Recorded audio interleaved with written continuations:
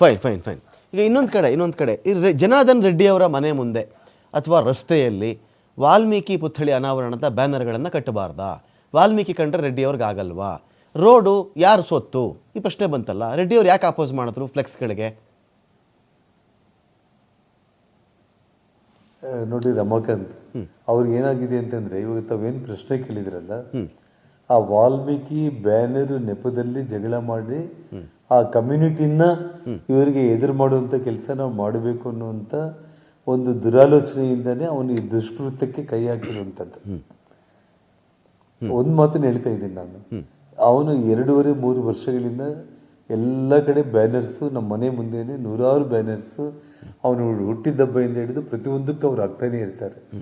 ಯಾವತ್ತೂ ನಾವು ಅದ್ರ ಬಗ್ಗೆ ತಲೆನೇ ಕೆಡಿಸ್ಕೊಂಡಿಲ್ಲ. ನಾವು ಮನೆ ಪ್ರಾಪರ್ಟಿ ಒಳಗಡೆ ಹಾಕಿದ್ದಕ್ಕೆ ಕೂಡ ಅದನ್ನ ನಾವು ಪೊಲೀಸರಿಗೆ ಫೋನ್ ಮಾಡಿ ಪೊಲೀಸರ ಮುಖಾಂತರ ಮಧ್ಯಾಹ್ನ 2:30 ಗಂಟೆಗೆ ನಾವು ತೆರವುಗೊಳಿಸಿದ ಮೇಲೆ ಮತ್ತೆ 6:00 ಒಂದ್ ವೇಳೆ ನೀನ್ ಬ್ಯಾನರ್ ಆಗ್ಬೇಕನ್ನುವಂತ ಸದುದ್ದೇಶ ನಿಜವಾಗ್ಲೂ ಇದ್ದಿದ್ರೆ ಮುನ್ಸಿಪಲ್ ಅಧಿಕಾರಿಗಳಿಗೆ ಅಧಿಕೃತವಾಗಿ ಅವ್ರಿಗೇನು ಅನುಮತಿ ಪತ್ರ ತಗೊಂಡ್ಬಿಟ್ಟು ಪೊಲೀಸ್ ಅಧಿಕಾರಿಗಳ ಸಮಕ್ಷಮದಲ್ಲಿ ಬ್ಯಾನರ್ನ ಅವರು ಅಳವಡಿಸಿದ್ರೆ ಯಾರು ಏನು ಮಾತಾಡ್ತಾ ಇದ್ದಿಲ್ಲ. ಇವತ್ತು ನೀವು ರೌಡಿ ಗೂಂಡಾಗಳು, ಪ್ರೈವೇಟ್ ಗನ್ಮ್ಯಾನ್ಗಳು, ಕಲ್ಲು, ಬೀರ್ ಬಾಟಲ್ಸು, ಪೆಟ್ರೋಲ್ ತುಂಬಿರುವಂತ ಬಾಂಬ್ಸು ಇವೆಲ್ಲ ತಗೊಂಡ್ಬಂದು ದಾಳಿ ಮಾಡಬೇಕು ಅಂತಂದ್ರೆ ಇದು ಬ್ಯಾನರ್ ಗಲಾಟೆ ಅಂತ ನಿಮಗೆ ಅನಿಸ್ತಾ ಇದೆನಾ ರಮಾಕಾಂತ್? ಬ್ಯಾನರ್ ನೆಪ ಇಟ್ಕೊಂಡು ಗಲಾಟೆ ಮಾಡಿದ್ರು ಅಂತ ನೀವು ಹೇಳ್ತಿರೋದು. ಈ ಭರತ್ ರೆಡ್ಡಿಯ ಆಪ್ತ ಸತೀಶ್ ರೆಡ್ಡಿ ಅಷ್ಟೇ. ಈ ಸತೀಶ್ ರೆಡ್ಡಿ ಅವ್ರಿಗೆ ಇಷ್ಟೊಂದು ಗನ್ಮನೆಗಳು ಯಾಕೆ? ನನಗೆ ಅವ್ರ ಬಗ್ಗೆ ಗೊತ್ತಿಲ್ಲ, ಅದಕ್ಕೆ ನಿಮ್ಮನ್ನೇ ಕೇಳ್ತಾ ಇದ್ದೀನಿ.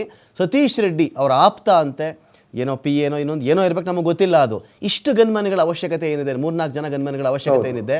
ರೆಡ್ಡಿ ಅವರೇ ಗನ್ಮನ್ ಇಟ್ಕೊಂಡಂಗಿಲ್ಲಪ್ಪ, ರಾಮುಲು ಅವರು ಇಟ್ಕೊಂಡಂಗಿಲ್ಲ. ಅವ್ರನ್ನ ಕೇಳಿದೆ, ರಾಮುಲು ಅವರು ಸಿಕ್ಕಿದ್ರು ನನಗೆ, ನಮಗೆಲ್ಲ ಅದರ ಅವಶ್ಯಕತೆ ಇಲ್ರಿ, ನಮ್ಗೆ ಇದು ಗೊತ್ತಾಗಲ್ರಿ ಇದು ಏನು ಮಾಡಿದ್ದಾರೆ ಅಂತ ರಾಮುಲು ಅವರು ನನ್ನ ಹತ್ರ ಮಾತಾಡಿದ್ರೆ ಅವತ್ತು. ರಮಾಕಾಂತ್, ನಾವು ರಾಜಕೀಯದಲ್ಲಿ 30 ವರ್ಷಗಳಿಂದ ನಾವು ಮಾಡ್ತಾ ಇದ್ದೀವಿ. ಇವರ ತಂದೆ ಮತ್ತು ಅವ್ರ ಸ್ನೇಹಿತರಿಂದನೇ ನಮಗೆ ಪ್ರಾಣಕ್ಕೆ ತೊಂದರೆ ಇದ್ರೂ ಕೂಡ ಯಾವತ್ತೂ ಕೂಡ ಪ್ರೈವೇಟ್ ಗನ್ಮ್ಯಾನ್ಗಳನ್ನ ಇಟ್ಕೊಂಡು ಬದುಕಿದ್ದಂಥವ್ರು ಅಲ್ಲ. ನಾವು ಏನಿದ್ರು ಕೂಡ ಜನಪರವಾಗಿ ಜನಗಳನ್ನ ಜೊತೆಯಲ್ಲಿ ಇಟ್ಕೊಂಡು ಹೋರಾಟ ಮಾಡಿ ರಾಜಕೀಯದಲ್ಲಿ ಮುಂದೆ ಬಂದಿರುವಂತವ್ರು.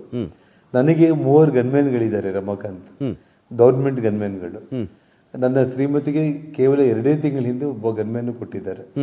ಸೊ 4 ಮಂದಿ ಗನ್ಮ್ಯಾನ್ಗಳು. ಶ್ರೀರಾಮುಲು ಅವರಿಗೆ 2 ಗನ್ಮ್ಯಾನ್ಗಳಿದ್ದಾರೆ. ನನ್ನ ಸಹೋದರ ಸೋಮಶೇಖರ್ ರೆಡ್ಡಿ ಅವರಿಗೆ ಒಬ್ಬ ಗನ್ಮ್ಯಾನ್ ಇದ್ದಾರೆ.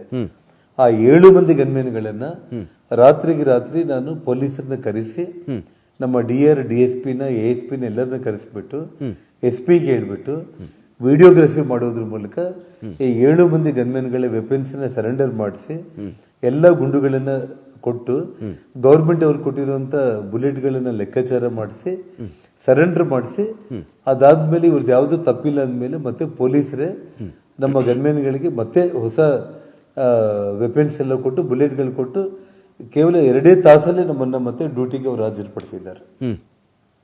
ಸೊ ಈ ಪ್ರೈವೇಟ್ ಗನ್ಮ್ಯಾನ್ ಸಂಸ್ಕೃತಿ ಅನ್ನುವಂಥದ್ದು ನಾವು ಯಾವಾಗ್ಲೂ 20 ವರ್ಷದ ಹಿಂದೆ ಬಿಹಾರಲ್ಲಿ ನಾವೇನು ಲಾಲು ಪ್ರಸಾದ್ ಯಾದವ್ ಅವರ ಸರ್ಕಾರದಲ್ಲಿ ನೋಡ್ತಾ ಇದೀವಿ ಬಿಹಾರ್ ಸಂಸ್ಕೃತಿ ಅಂತ ಹೇಳಿ, ಲೇಟೆಸ್ಟ್ ಆಗಿ ಕರ್ನಾಟಕಕ್ಕೆ ಇವತ್ತು ಈ ಕಾಂಗ್ರೆಸ್ ಪಕ್ಷದ ನಾರಾ ಭರತ್ ರೆಡ್ಡಿ ತಗೊಂಡು ಬಂದಿರುವಂತದ್ದು.